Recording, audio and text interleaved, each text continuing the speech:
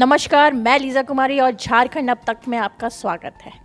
आज जेएमएम विधायक अमित कुमार जी ने एक अपनी ही सरकार को धमकी दी है।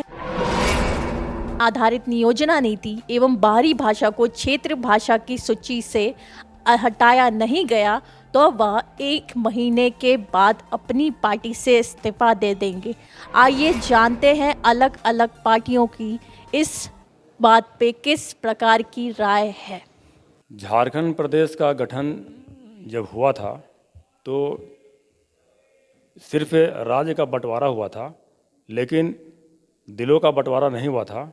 और एक भाई का एक परिवार में जिस तरीके से बंटवारा होता है उसी के रूप में इसको देखा जाता है।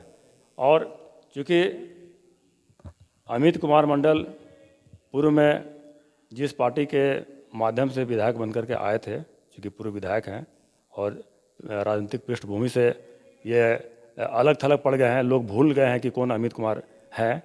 तो अपने आप को राजनीतिक में स्थापित करने के लिए, राजनीति में चर्चा में आने के लिए ये इस तरह का बयान वो दे रहे हैं।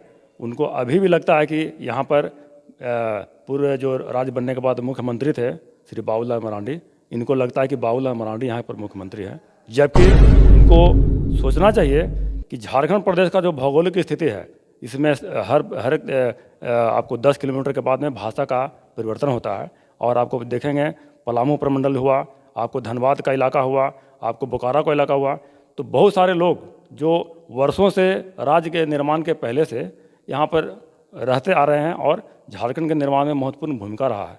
तो इस तरह का बयानबाजी करना कि नियोजन नीति में स्थानीय भाषा का ये होना चाहिए, तो ऐसा कोई अनिवार्यता नहीं है। और हमारे जो यहाँ प्रदेश के मुख्यमंत्री श्री हेमंत सोरेन जी हैं, इन चीज़ों पर काफ़ी गंभीरता से विचार करते हुए बहुत सिस्टमेटिक तरीके से इसको लागू कर रहे हैं। और उनके भी जेहन में है कि बहुत बड़ा तबका को दरकिनार करके हम झारखंड प्रदेश की राजनीति को दिशा नहीं दे सकते हैं, जिसके लिए राज्य का गठन हुआ। तो झारखंड प्रदेश के या स्थानीय नीति के मामला में जो अमित कुमार जी का जो बयान है ये काफ़ी हास्यास्पद है और ये बचकाना बयान है। इससे इस तरह के बयान से ऐसे लोगों को बचने की ज़रूरत है, इसलिए कि इनका बहुत लंबा राजनीतिक भविष्य हो सकता है, लेकिन इसके लिए काफ़ी सुलझा हुआ बयान देने की ज़रूरत है। आपको क्या लगता है हेमंत सरकार इस धमकी को किस प्रकार लेगी? हेमंत सरकार को इन चीज़ों का बहुत अच्छी तरह से मैंने जो अनुभव उनका है, क्योंकि अभी जो राज्य बनने के बाद जितने भी अब तक के मुख्यमंत्री हुए इस प्रदेश में, तो अब तक का जो कार्यकाल जो इनका रहा है उसमें हेमंत सोरेन जी ने राज्य को सही दिशा में ले जाने का प्रयास किया है। दुर्भाग्यवश राज्य में सरकार बनने के बाद यहाँ पर कोरोना काल आ गया, तो कोरोना काल आ गया तो उसको भी पॉजिटिव तरीके से उससे निपट करके पूरे हिंदुस्तान में मिसाल बनाने का काम किया। जब जब झारखंड मुक्ति मोर्चा की सरकार, कांग्रेस की सरकार झारखंड में बनी है, तब तब ये बाहरी भीतरी का जो नारा है कि ये सरकार बनते ही बाहरी लोग बाहर जाएं, बाहरी लोग का नौकरी में नियुक्ति नहीं होगा, बाहरी भाषा को हम स्थानीयता में नहीं शामिल करेंगे, इस तरह की बात क्यों आती है? जो झारखंड में रहने वाले लोग हैं सभी झारखंडी हैं।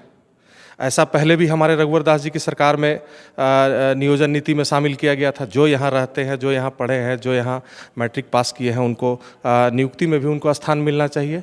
और भाषा भी सर्वोपरि है, चाहे जिस भाषा में हिंदी भाषा को शामिल किया गया था या हम लोग का ये मिथिला भाषा को शामिल किया गया था, संस्कृत को शामिल किया गया था, इन भाषाओं को भी अभी बाहर किया गया। तो इस प्रकार से झारखंड मुक्ति मोर्चा हमेशा बाहरी भीतरी की राजनीति करते आई है, ये कोई नया चीज़ नहीं है। और ये तो उनका इंटरनल मामला है, उनके विधायक क्या बोल रहे हैं नहीं बोल रहे हैं, उनको हेमंत सोरेन जी को बैठ करके इसको सलटाना चाहिए। आपको क्या लगता है हेमंत सोरेन जी इनकी बात सुनेंगे या नहीं? अब हम कैसे बता सकते हैं उनकी बात सुनेंगे कि नहीं? उनके विधायक हैं, पूर्व विधायक हैं। आपकी राय? मेरी इसमें क्या राय हो सकती है? उनका इंटरनल मामला है, वो अपना विधायक, उनका प्रेशर पॉलिटिक्स कर रहे हैं, उनका इंटरनल मामला है। लेकिन ये बाहरी भीतरी की लड़ाई बंद होनी चाहिए। जो झारखंड में रहते हैं वो सभी झारखंडी हैं, चाहे वो हिंदी भाषा भाषी हों, चाहे संस्कृत भाषा भाषी हों, या हमारे मिथिला के लोग जो रहते हैं संथाल में, उनको भी यहाँ पर महत्व और अहमियत दिया जाना चाहिए। देखिए, अमित महतो ने क्या बोला ये इशू नहीं है। इशू यह है कि इस राज्य में जो भी भाषाएं बोली जाती है उन भाषाओं को सम्मान मिले, ये कांग्रेस पार्टी भी चाहती है। और स्वाभाविक तौर पे सरकार ने भी उन भाषाओं का सम्मान करते हुए जिला नियुक्ति में भोजपुरी और अंगिका भाषा को समाहित किया है।